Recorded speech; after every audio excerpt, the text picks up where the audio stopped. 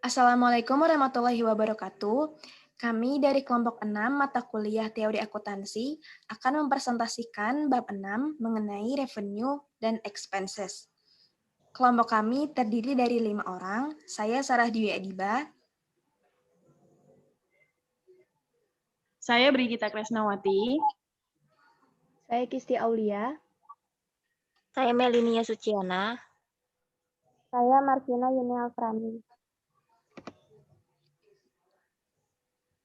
Definisi pendapatan atau revenue. Pendapatan adalah hubungan antara kegiatan moneter yang menaikkan nilai perusahaan yang berasal dari kegiatan produksi dan penjualan merupakan output yang dihasilkan oleh perusahaan.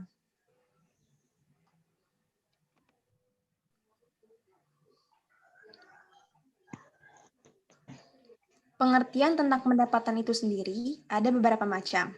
Berikut ini adalah beberapa pandangan yang menegaskan arti konseptual dari pendapatan. Yang pertama, IAS 18 atau IASB 118, revenue, pendapatan merupakan aliran masuk bruto, manfaat ekonomi selama satu periode yang berasal dari kegiatan rutin suatu entitas yang menyebabkan peningkatan ekuitas selain dari kontribusi pemilik.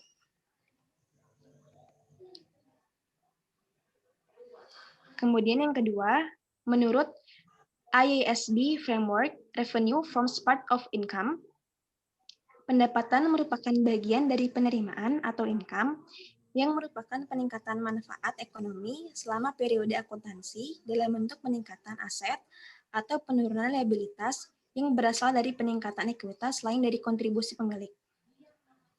Kemudian yang ketiga, menurut FISB, pendapatan merupakan aliran masuk atau peningkatan aset atau penurunan liabilitas atau kombinasi keduanya dalam suatu periode yang berasal dari penyerahan atau produksi barang atau jasa atau aktivitas lain yang merupakan kegiatan utama entitas. Selanjutnya, behavioral view of revenue. Patton and Littleton, pendapatan menunjukkan pencapaian bruto atau kinerja bruto perusahaan, sementara beban atau expense mewakili usaha perusahaan. Penyandingan pendapatan dan beban menghasilkan profit yang merupakan pencapaian neto perusahaan atau perilaku pendapatan. Next. Bidford, profit akan naik hanya atas aktivitas yang merupakan operasi bisnis entitas, tidak termasuk yang merupakan hasil dari penerapan metode akuntansi. Operasi bisnis yang umum dari entitas meliputi yang pertama, perolehan sumber daya uang, yang kedua, perolehan jasa, yang ketiga, penggunaan jasa, yang keempat, penggabungan ulang jasa-jasa yang telah diperoleh, yang kelima, penyerahan jasa, dan yang keenam, distribusi sumber daya uang. Nearest. Konsep pendapatan dan profit berhubungan dengan keputusan atau kejadian kritis tertentu yang dibuat oleh manajer. Profit diperoleh ketika pengambilan keputusan kritis atau melakukan tugas yang paling sulit dalam suatu siklus transaksi yang lengkap. Teori Mayer ini membantu akuntan dalam menentukan kapan pengakuan pendapatan.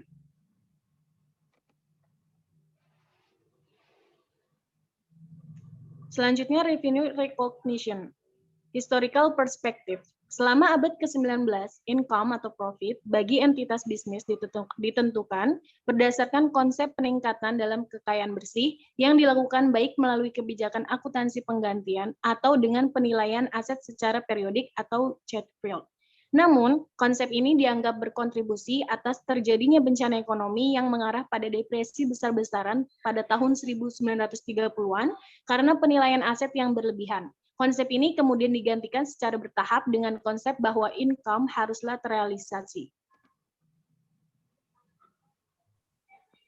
Selanjutnya, di sini ada kriteria for revenue recognition. Menurut Combes dan Martin, pengakuan pendapatan dapat terjadi pada satu bagian atau poin dalam siklus operasi entitas atau proses penerimaan. Terdapat beberapa kriteria yang dapat membantu kita dalam mengumpulkan bukti yang cukup terkait pengakuan pendapatan, yaitu sebagai berikut.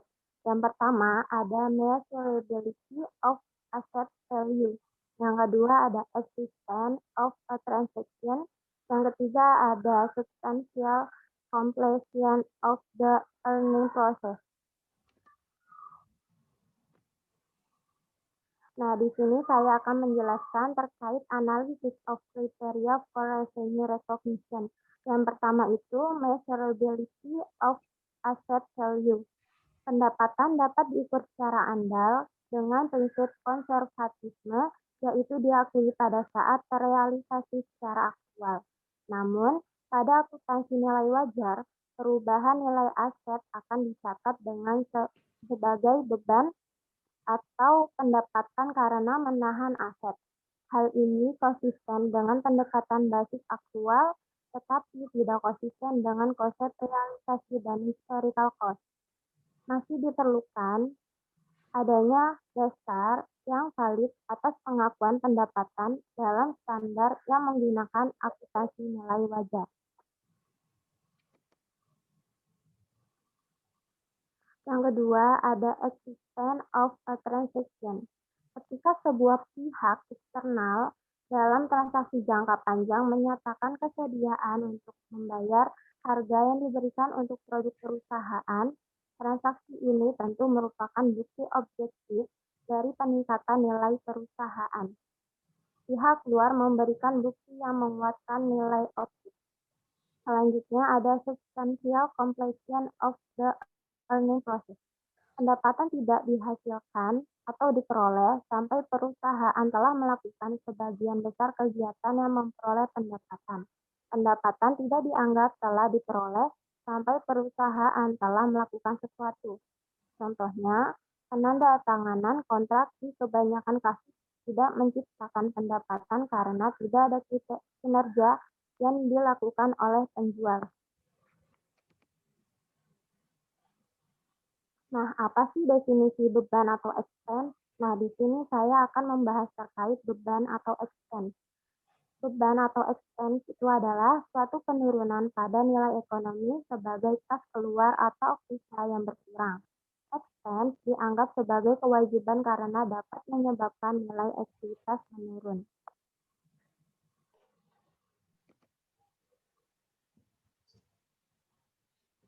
Pengertian beban menurut beberapa pandangan, antara lain, menurut IAI dalam buku standar akuntansi keuangan, IAI mendefinisikan pengertian beban dalam akuntansi adalah sebagai berikut. Beban or expense adalah penurunan manfaat ekonomi selama suatu periode akuntansi dalam bentuk arus kas keluar, or berkurangnya aktivitas, or terjadinya kewajiban yang mengakibatkan penurunan ekuitas yang tidak menyangkut pembagian kepada penanaman modal. Next. Pengertian beban dalam akuntansi menurut FASB dalam Statement Financial Accounting Concept atau SFAC, FASB Financial Accounting Standard Board nomor 6 yang dikutip oleh Hendrickson, Eldon S. dan Michael F. van Breda dan diterjemahkan oleh Herman Wibowo menyatakan bahwa beban adalah arus keluar atau penggunaan lain aktiva atau terjadinya kewajiban atau keduanya dari penyerahan or produksi barang, pemberian jasa, or pelaksanakan kegiatan lain yang merupakan operasi terbesar atau utama yang berkelanjutan dari perusahaan tersebut. Next. Recognition criteria and the matching concept as they are applied to expense in the accrual accounting system. Kriteria untuk pengakuan beban dalam ayat 83 berisi sebuah item yang memenuhi definisi suatu unsur harus diakui jika kemungkinan bahwa manfaat ekonomi masa depan berkenaan dengan aset tersebut akan mengalir ke atau dari entitas, serta item tersebut mempunyai biaya or nilai yang dapat diukur dengan kehandalan. Next. Alokasi beban. Sebuah pendekatan untuk menentukan beban adalah dengan mengalokasikannya untuk periode yang bersangkutan. Konsep matching merupakan dasar akuntansi accrual.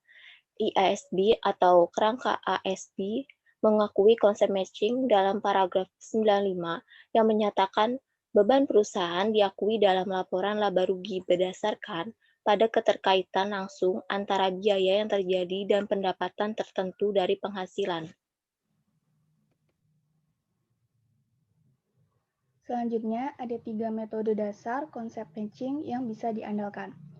Yang pertama, hubungan sebab dan akibat. Mengaitkan sebab dan akibat mungkin sulit diterapkan dalam prakteknya. Salah satu alasannya adalah bahwa dalam prakteknya, konsep cause attached adalah dasar di mana aturan sebab dan akibat bersandar. Yang kedua, alokasi sistematis dan rasional. Alokasi biaya adalah konsep pencocokan yang mengarah pada berbagai prosedur. Misalnya, untuk depresiasi kita memiliki metode garis lurus. Untuk produksi, jumlah tahun-tahun. Saldo berkurang dan metode lainnya. Yang ketiga ada pengakuan langsung. Beban penurunan nilai adalah item lain yang segera dikenali. Meskipun aset berwujud dan tidak berwujud dapat dikenakan persyaratan depresiasi atau amortisasi, proses alokasi mungkin melibatkan kesalahan dalam penilaian atau nilai aset dapat dipengaruhi oleh kejadian tak terduga lainnya. Criticism of the matching process and accountants' use of allocation. Praktek alokasi juga dikritik oleh Thomas yang berpendapat bahwa banyak dari laporan akuntan adalah omong kosong, karena dasar informasi akuntansi sebagian besar menggunakan alokasi. Thomas berpendapat bahwa alokasi teoritis dibenarkan. Untuk menjadi dibenarkan, 3 kriteria yang disarankan, yaitu yang pertama ada aditif, adalah keseluruhan bagian harus sama. Yang kedua, unambiguity, yaitu cara alokasi yang akan dilakukan harus jelas. Dan yang ketiga, ketahanan. Setelah metode alokasi dipilih, orang yang membuat seleksi harus mampu memberikan argumen yang meyakinkan pilihannya dan mempertahankannya terhadap metode alternatif lainnya. Masalah untuk auditor. Auditor menghadapi isu-isu sekelilingnya yang berbeda antara beban dan aset, periode di mana beban diakui, dan pengukuran yang sesuai biaya. Definisi biaya dalam kerangka paragraf 70 seperti penurunan manfaat ekonomi dalam bentuk outflow atau depresi aset memfokuskan perhatian pada pilihan antara beban mendebit atau aset saat mencatat arus keluar aset atau timbulnya kewajiban. Sekian presentasi yang dapat kami sampaikan. Terima kasih. Wassalamualaikum warahmatullahi wabarakatuh.